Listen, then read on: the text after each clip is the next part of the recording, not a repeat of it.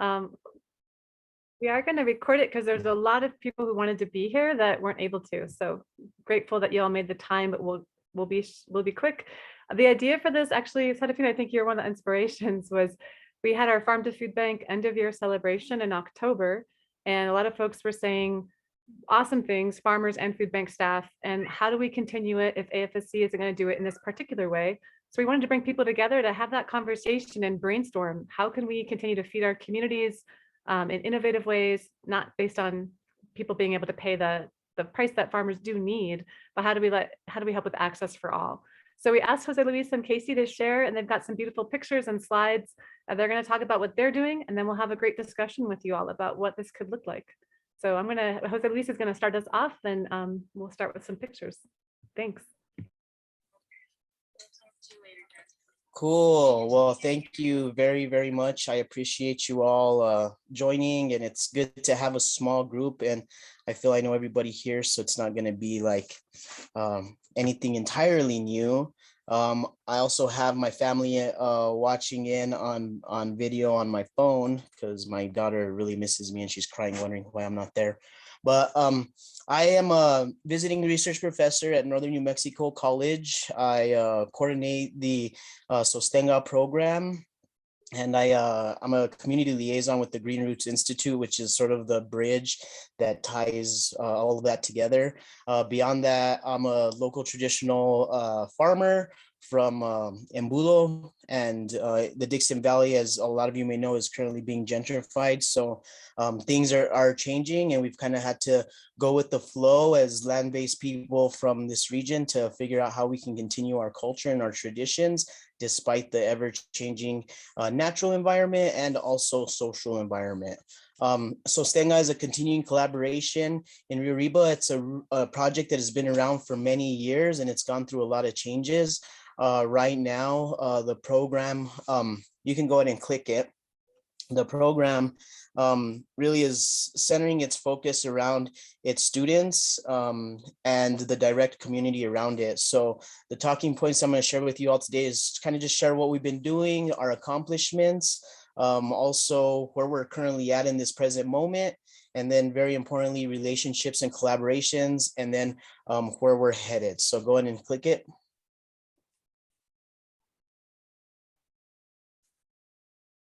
So, our accomplishments, even though we've really only been operating in this current body for the last 2 seasons and almost 3 years, it has just been explosive, which I think speaks to the incredible need that our community has for programs like Sostenga, not just places that produce food, but also that bring in the community and are doing a little bit more. I was mentioning earlier that these days you can't just be a farmer and survive. You have to be a community organizer, you have to be a politician, you have to be an educator and engage in ways that aren't traditionally what we're used to. So, what we try to do is we try to create a intergenerational grassroots structure that comes from the bottom up.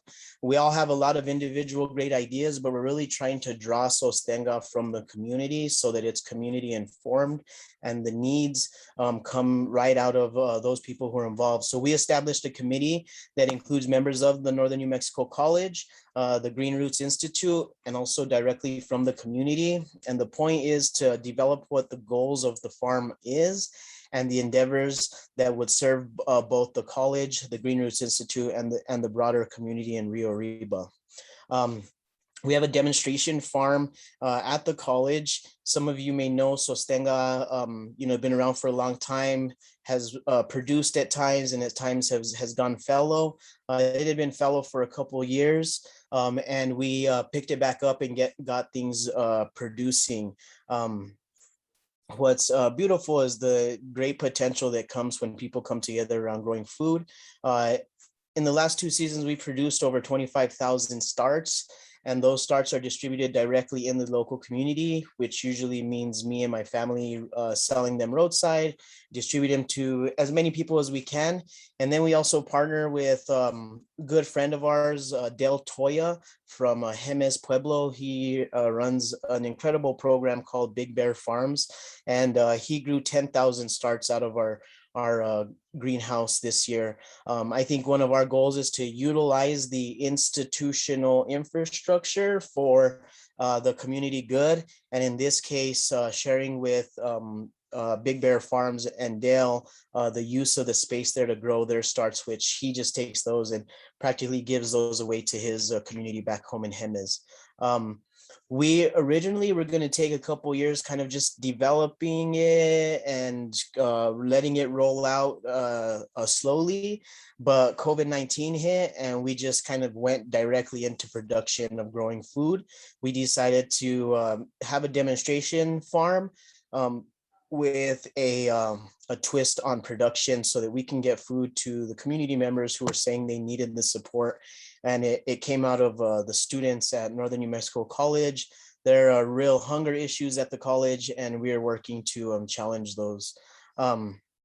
We also try to have as many cultural events as we possibly can.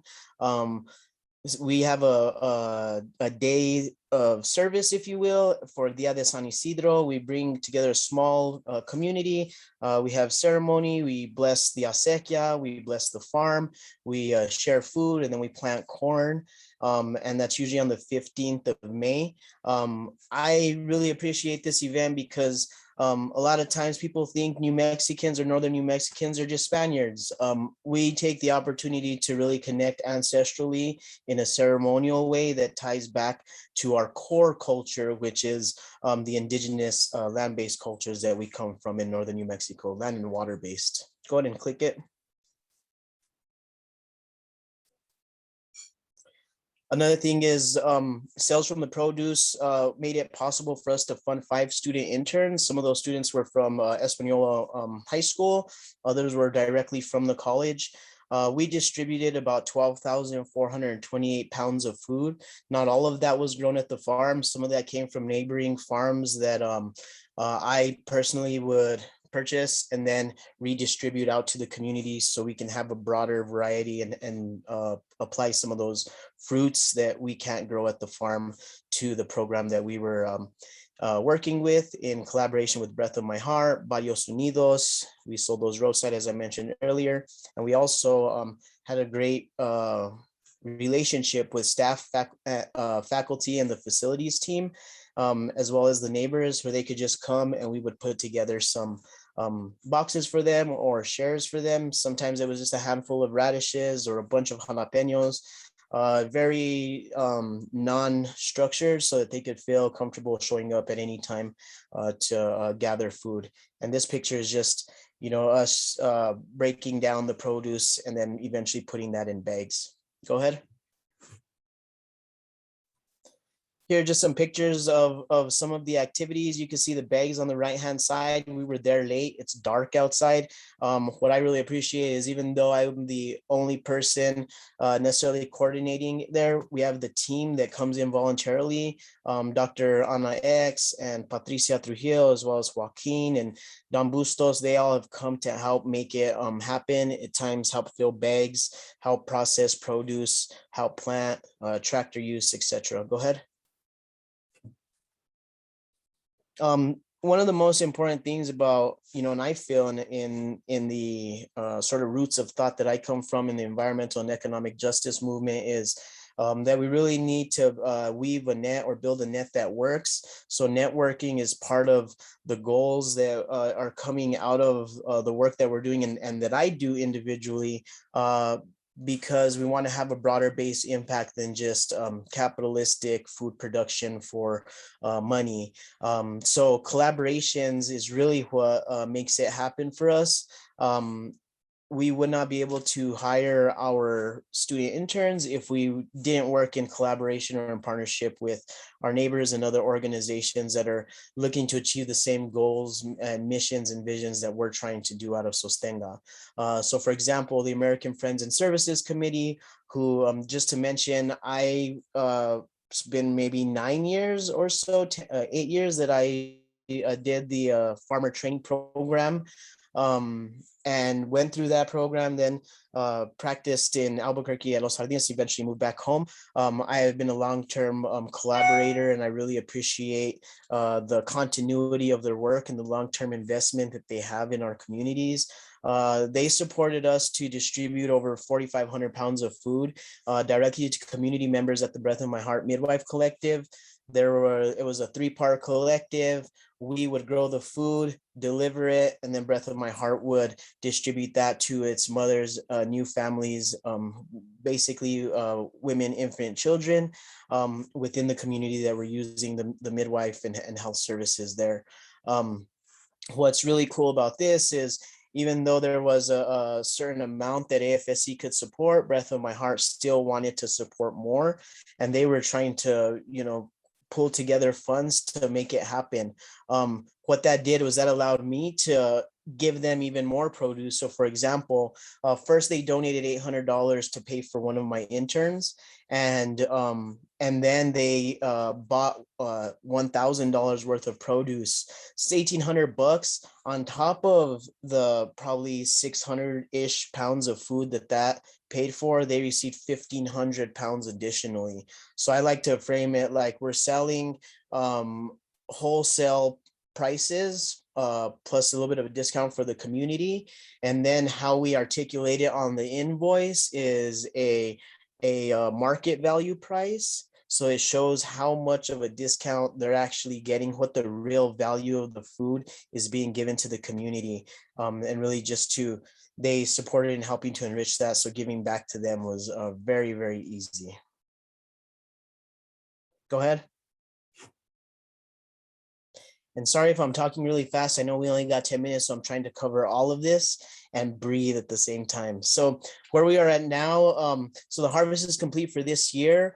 We decided we're not going to put the hoop house into winter production. We're going to go and let it rest. We have a couple of important meetings that we need to coordinate and gather and bring together around water issues in the Santa Cruz Valley and the upper Rio Grande. We have some opportunities for grant support. That's the organizing piece, right? If farmers were to organize, and Tiana knows this, all of you all know this, you can access resources through other means, philanthropy and whatnot, to help enrich the agricultural piece, touch on justice, social justice, community building, feeding the hungry, etc., to do a little bit more than just producing the food. We're going to use some of these funds to create a wash station and complete this project that is what we're calling a production plaza or a food plaza in our farm. It's going to help us process all of our produce in a way that can teach the people that are participating how to effectively do it with standards that are aligned with food safety and all of that type of certification. We want to build an horno and have a walk-in cooler. It's going to be right in front, for those of you all who know the space, right in front of the hoop house that's there and on the right-hand side of the greenhouse. And we're also looking at capital improvements and infrastructure expansion in a collaboration. We are working with Moving Arts Española and Roger Montoya, our incredible House representative. Go ahead. Now, continuing the relationship between Green Roots and Northern New Mexico College is really key in creating the avenue or the acequia for grassroots community members, farmers, land-based people, indigenous people, native people, to be able to access infrastructure that are at institutions that have greater resource, more money, etc. I'm getting the call from Patrick, so I'm going to close this up in 45 seconds. This is our committee, and we are constantly trying to grow that out. Go ahead and click it. You got 2 minutes, dude. Don't worry. 2 minutes. All right, so what's next? So the season's over, and it's actually been over for a while. Although Breath of My Heart, we still made several drop-offs after the fact. We had a bunch of apples that were still in the soterrano that we delivered to them, that they're still distributing, which is really good. We're continuing to leverage our production, training, and the demonstration site so that we can garner and get more support from the surrounding community and other institutions, foundations, etc. We're taking some intentional time to connect to ongoing programming at Northern New Mexico College. We really want to build an accredited part of this, and we're trying to unweave what that actually looks like. And that's part of how I became the visiting research professor, is so that I could navigate the institutional setting and start to work with Joaquin Gallegos in the biology program and Dr. X in the nursing program to figure out how we can develop the farm in a way that can support what they're doing, and we can teach students about natural traditional medicines, food as medicine, and they can start to transform their own health through engaging in land-based ways of living and knowing. Go ahead and click it. So these are just some pictures, and you can click them after like 2-3 seconds until we arrive at the end. You know, continuity is important for grassroots communities who are always typically underfunded, and Northern New Mexico is pretty much always, you know, fits that that look. So my recommendation, my advice to anybody who's looking to grow food is to do it in a collaborative way that supports continuity.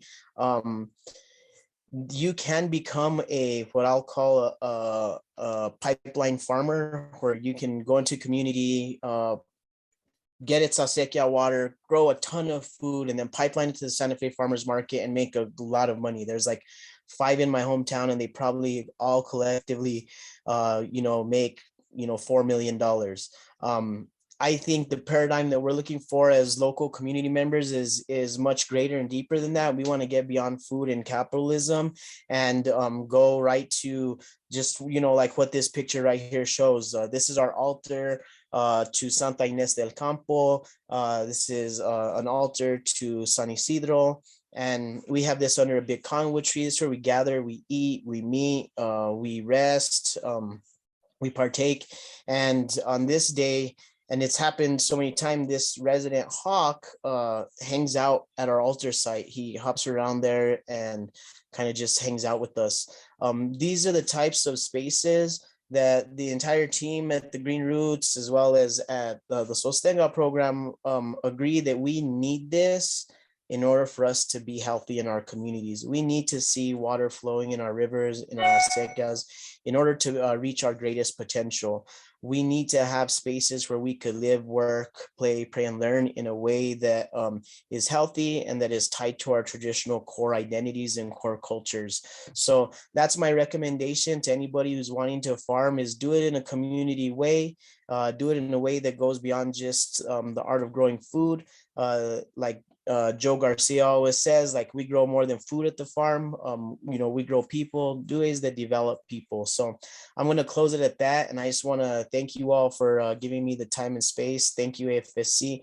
Y'all have always supported the work through good times and the bad times. And I look forward to continuing the work with you all for time forever. Thank you, everybody. Bless you. Gracias. Go ahead and go to the last slide, Angelina. Thank you so much, Joseluis. Appreciate all the work that you do and the spirit of collaboration that you do it in. And Casey, if you're ready. Yes, thank you. So, hi everybody. Did a little intro earlier, so I'll skip that. Thank you, Joseluis, for all you shared. My presentation is not quite as comprehensive, but I really appreciated all that you mentioned about all the different kind of hats that we have to wear as farmers, particularly those that are enmeshed in our community. And I'm very lucky to have been born here in Albuquerque and to have committed to doing the work that needs to be done where we are. I think that's why I've always felt in alignment with AFSC and the work that we do together. And here at Chispas, particularly as a pretty centrally located in the heart of Albuquerque, pretty urban farm that we're very lucky to have on predominantly one plot here, right in the heart of the city.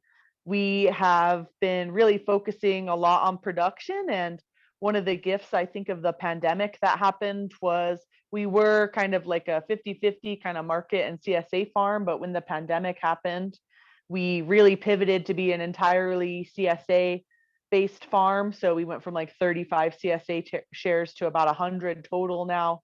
And then only very few restaurant sales, and focusing on just really the CSA. And we started officially launching our farm stand program.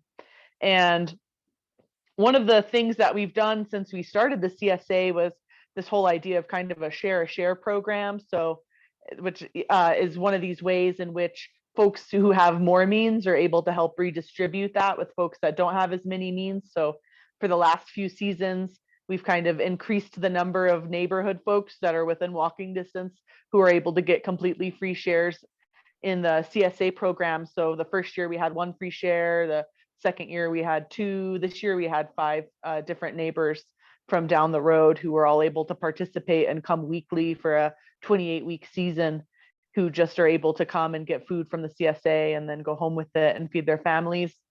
And when we were able to really participate in the farm to food bank program, it was incredible. It was probably one of the years that I was most in alignment with my values and ethics as far as getting the food to the people who needed it the most. And towards that end, now that the program isn't continuing, we are looking to try to find ways to partner to continue distribution of food with some of the other farmers that we work with here in the area through the Better Together CSA to try to figure that out. But particularly, one of the things I was inspired to kind of build upon is this connection of the farm stand. And it's been a little while trying to get this infrastructure in and figure out how to person the booth and figure out how to integrate our, we do accept EBT and double up food bucks directly on the farm, which is also eligible for the CSA program, which is fantastic. It really makes the bags affordable, and it's almost for, for a $20 bag worth of food.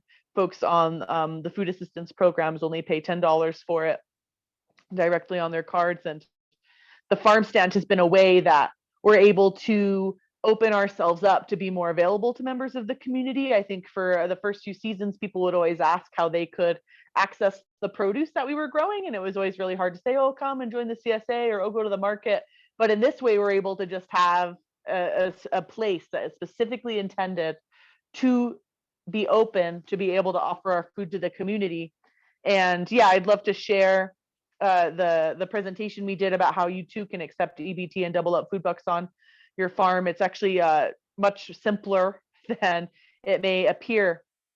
And we're able to accept that at the farm stand. They also just expanded their offerings for the double up food bucks program. Previously, it was only raw produce that you were able to offer on the double up food program. They just expanded it to include plant starts and very simply dried produce and things like that as well. So that's an exciting development.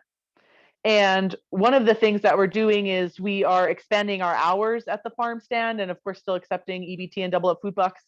And one of the things that I'm really excited that now that the farm to food bank program is ending is we still don't want to have to turn people away for inability to pay.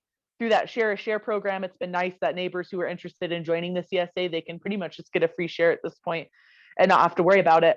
But for other folks, maybe that the CSA feels like a lot of food and they maybe don't know how to eat it all, what we're going to do is we're going to introduce a free produce cooler on the farm. And the whole idea of that is we're going to just kind of install it on the outside of the farm stand.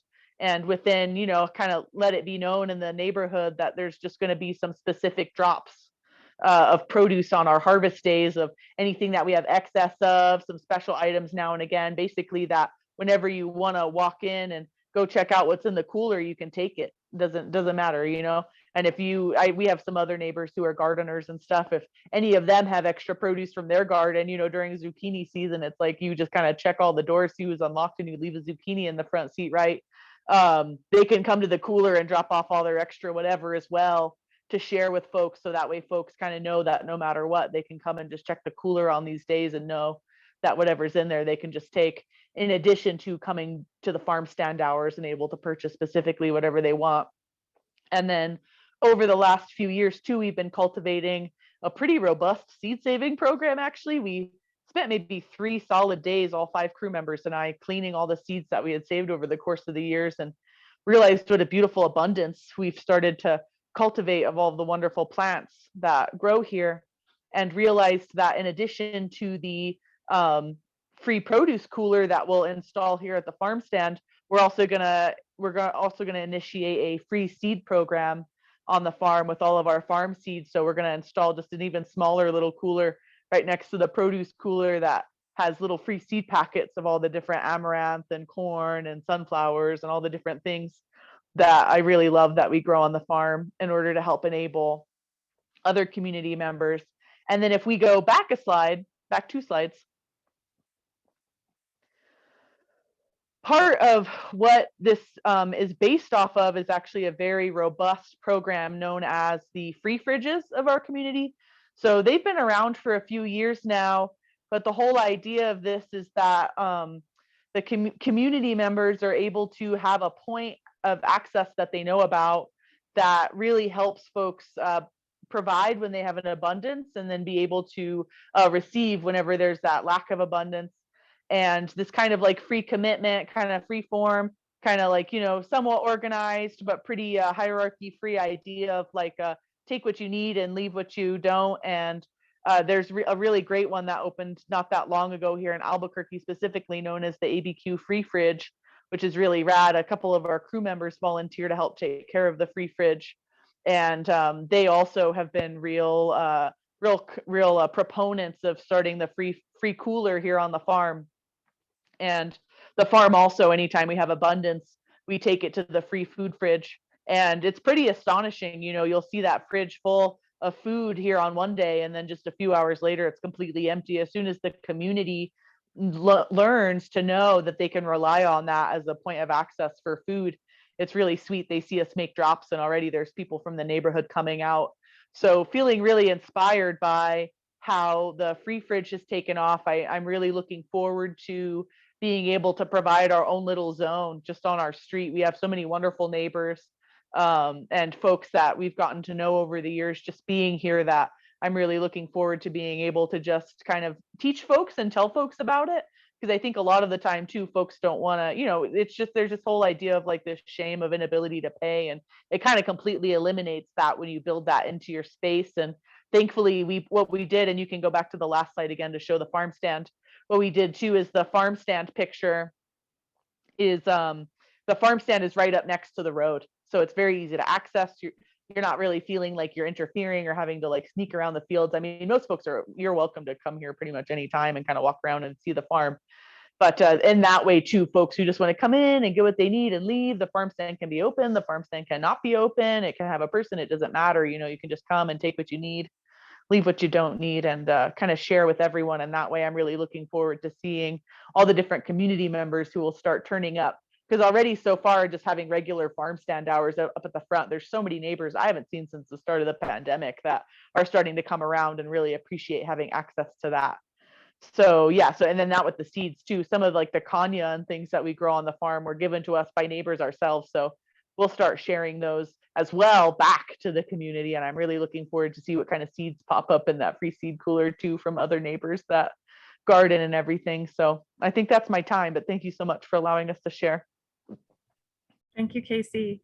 So we're going to open it to discussion. This was really helpful to get us thinking about what Joseluis and Casey are doing in different parts of the state. Serafina, I know you have to leave at 5. So definitely, if there is anything that you want to share, I know that you're in Chimayo and you were part of the Farm to Food Bank program and have been brainstorming how to do something in your community, not to call on you. And just so happy to see so many folks. Tiana was part of it in the work that she's doing at Red Willow and with Nate Jones. And Done was part of Farm to Food Bank. So just really nice to see so many farmers that are feeding their communities. But we'll open it up now for the next few minutes discussion. I'll just chime in by saying thank you, Joseluis and Casey, for sharing like just badass examples and modeling of like, let's be like this as farmers in community. It's really inspiring. And I'm like, I don't know when you guys sleep, but I definitely want to grow up to be more like you. I'm gonna be 41 next week, in case you're wondering. So anyways, I'm on my way to growing up every day. But it makes me want to create like I don't know. Maybe it's because Joseluis started off talking about his like list of do's and don'ts, but like a list of like ways we can farm cooperatively or collaboratively, and both kind of like, it's almost like there's two pieces to me. There's like the farming, like as farmers, like how we resource ourselves to be supported and have people like working with us on the land. But then there's the like sharing the experience and sharing the produce piece. There's probably more than two, but those were like the first two that broke out in my mind. And I know there's other organizations, and I know a friend of mine like listens to a podcast all about cooperative farming. And then she summarizes it for me. But I don't know. I feel like this is like a moment we're in, and we have like some really strong leaders in our circle. And I'm just thinking, how do we keep codifying? Like, how do we make it the most accessible, the most obvious for people to jump on that train and do what you guys are doing? I haven't come up with any brilliant ideas here about how to keep getting eggs to Barrios Unidos. But I like, yeah, just that like the share idea that Casey had is something I feel it could work in our community. Is like people who, if I could have some of my egg clients, like my regular egg clients who don't worry about money, as opposed to people who come to my house just looking for eggs because they need some, you know, how I could get them to sponsor a couple people and make it like a regular exchange. So Yeah, Yeah. Serafina, I want to like affirm that because it's been astonishing, like just overtly asking, like, hey, and I made a checkbox on our CSA sign up list whenever they register, specifically saying if they want to redistribute some of their resources to like neighbors. And people self-select all the time. And then as soon as they check that box, I'll text them and I'll be like, hey, like, if you want to buy a share for a neighbor, or do you want to contribute X amount and we'll put that much produce in the free cooler next year? Like we've started doing that already. And the number of people that are like, heck yeah, I'll buy an extra share just to give away. So I'm sure some of your egg clients, you know, you probably already have a few folks in mind. If you were like, pay twice as much and that means a free dozen is going to this group or that group, that they'd be down. You know, you don't get what you don't ask for is something that I'm learning. So at La Placita, whenever we had our CSA there, we had 30 families. 10 of the 30 families paid the real cost, which was like the market value cost of food. 10 paid a subsidized cost, and then 10 got it for free. And we just would ask people, do you want to buy a share for a family? Some of them would sponsor it week by week. Others would just sponsor the whole entire season, 16 weeks up front. And then how you put it on the book so that it balances out is you just mark that you sold all of that as at a wholesale price, and you actually come out ahead above wholesale when you do it in that way of real cost, subsidized wholesale price, and then free based on donation. And it's a way to get folks to feel good about their investment. And in some cases, if you're a nonprofit, some nonprofits will even donate their IEN number so that they can make a donation and have that monetarily counted, so they can claim that if they itemize their taxes. So it's a couple ideas. And Serafina, I correct me if I'm wrong, Casey, but I believe eggs are covered through SNAP and Double Up Food Bucks. Just through SNAP, but not Double Up Food Just Bucks. SNAP, okay. So you can, folks can use that as well. And pretty soon it's going to change. The WIC program is going to be able to, you know, a person can go to anyone with WIC and they fill that out on an app on the phone. So you'll be able to take WIC, no more checks, it transfer accounts online. Nice. And Casey, just in terms of asking, I saw an email go out for like your harvest basket or your harvest bag. Oh, the resilience bag. Oh yeah, I didn't even talk about those, but yeah, that was awesome. We were able to sell 60 bags at twice the price of all these wonderful local produced goods at $60 or at $120 a bag. And then 60 bags were just provided to Albuquerque Mutual Aid, who then redistributed it at that all through their groups. And it was all 100% local goods. And 20 of those bags were all for pre-cooked foods and stuff for the houseless community. in town that were distributed through mutual aid. And yeah, there's all different kinds of creative ways that you can redirect those resources from people who have that, you know, to the rest of us, so to speak.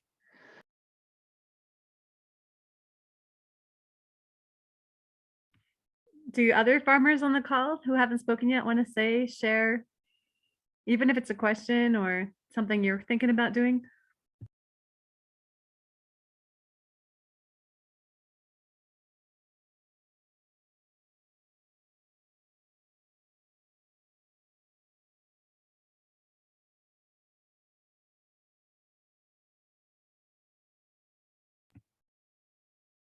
Okay, I know that we're getting near 5.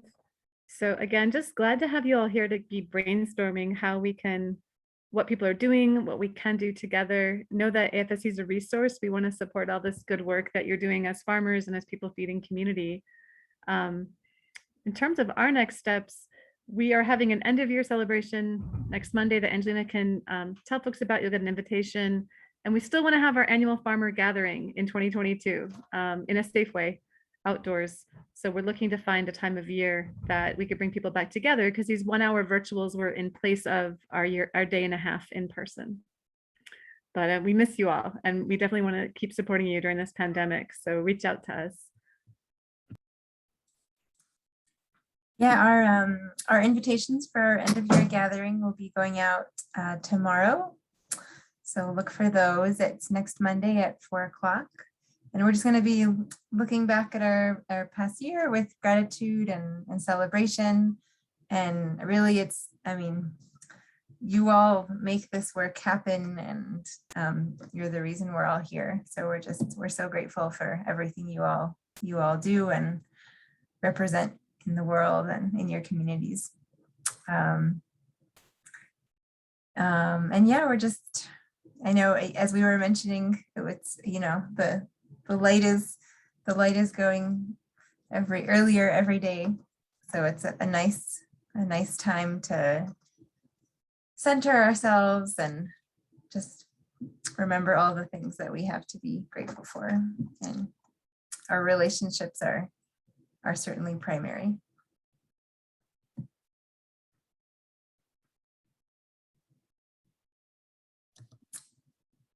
Well said, Angelina.